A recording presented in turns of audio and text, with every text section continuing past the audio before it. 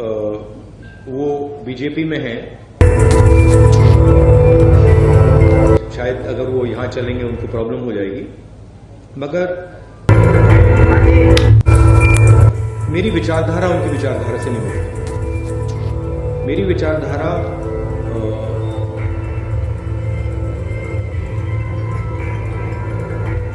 मैं आरएसएस के ऑफिस में कभी नहीं जा सकता। अब मेरा आपको गला काटना पड़ेगा, मैं नहीं जा सकता। और मेरा जो परिवार है उसकी एक विचारधारा है, उसका एक थॉट सिस्टम है, थिंकिंग सिस्टम है। और जो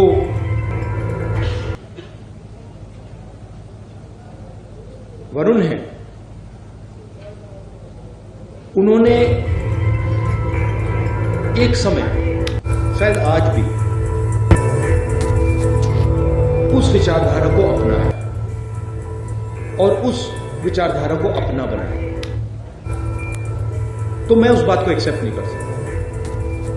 मैं जरूर प्यार से मिल सकता हूं, गले लग सकता हूं, मगर उस विचारधारा को मैं एक्सेप्ट नहीं कर सकता। करने से इम्पॉसिबल है। वो अलग रिश्ते होते हैं, बट मैंने गोदी मीडिया तो कभी नहीं कहा है, वो मेरा फ्रेज नहीं है। मैं ये जरूर कहता हूं कि मीडिया को कंट्रोल किया जाता है, मीडिया पे प्रेशर डाला जाता है। मैं ये भी कहता हूं कि जो आप जैसे रिपोर्टर्स हैं, आपकी इतनी गलती नहीं है।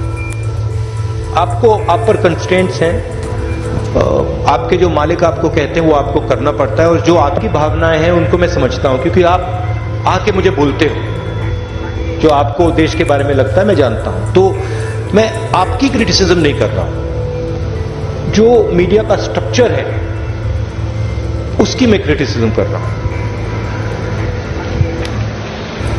कांग्रेस पार्टी की फिलॉसफी इंडिपेंडेंट मीडिया की फिलॉसफी है।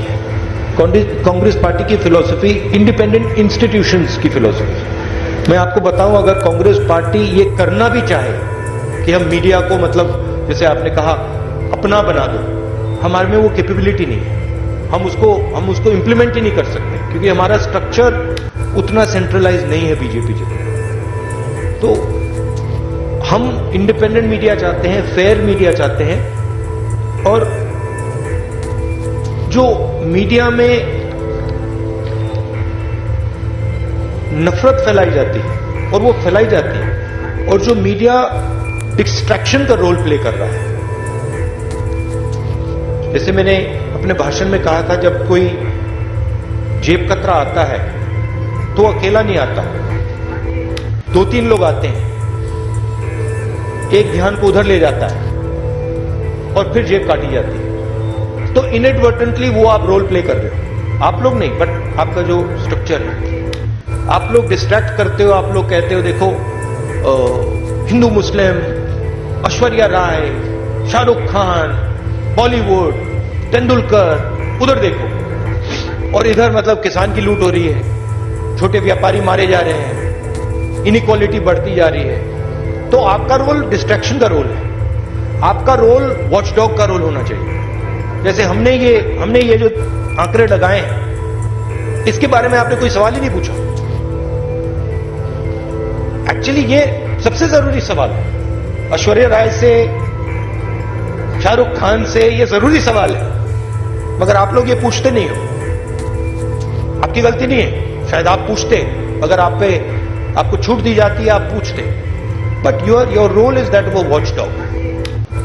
And what are the type of issues you should be raising? Farmers issues, employment issues. अखबार में एम्प्लॉयमेंट की बात तो पढ़ने को नहीं मिलती, स्मॉल स्केल इंडस्ट्रीज की बात तो सुनाई नहीं देती। लुधियाना में जो मतलब पूरा इंडस्ट्री खत्म हो गई, उसके बारे में सुनाई नहीं देता। तो that is the type of media we would like, a media that puts pressure on the government on key issues. You are for for a Congress government, you are feedback channel.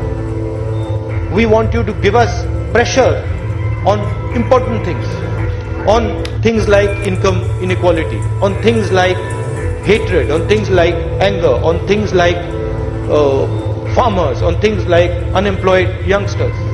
That's your role, and that's the role we would like you to play. जो धारणा बनी हुई है कि EVM, जब तक EVM रहेगी कांग्रेस कभी सत्ता में वापस नहीं आ सकती।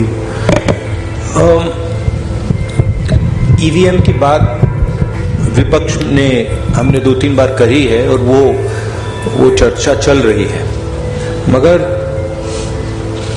ईवीएम सिर्फ एक एलिमेंट है। जैसे मैंने पहले भी कहा है,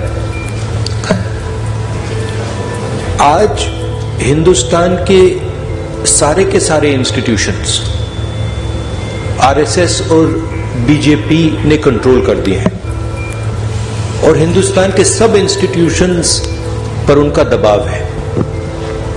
प्रेस पे दबाव है, ब्यूरोक्रेसी पे दबाव है, इलेक्शन कमीशन पे दबाव है, जुडिशरी पे प्रेशर डालते हैं।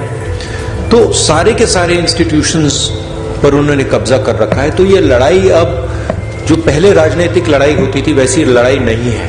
एक पॉलिटिकल पार्टी दूसरी पॉलिटिकल पार्टी के बीच में लड़ाई नहीं है। अब ये हिंदुस्तान के इंस्टीट्यूशंस जो इन्होंने कैप्चर करे हैं उनके बीच और ऑपोजिशन के बीच में लड़ाई है। उसमें एक फैक्टर ईवीएम है, मगर बहुत सारे दूसरे फैक्टर भी हैं। हिंदुस्तान में जो नॉर्मल डेमोक्रेटिक प्रोसेसेस होती हैं आज वो नहीं है।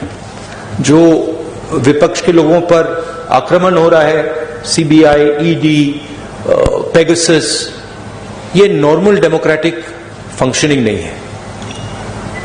जो बेरोजगारी बढ़ती जा रही है, जो महंगाई बढ़ती जा रही है और जो इनकम इनइक्वालिटी बढ़ती जा रही है, उसके खिलाफ हमने ये यात्रा शुरू की और बहुत सफल यात्रा रही है। 2 आंकड़े मुझे आज मिले हैं, मैं आपको बताना चाहता हूं इनकम इनइक्वालिटी के बारे में।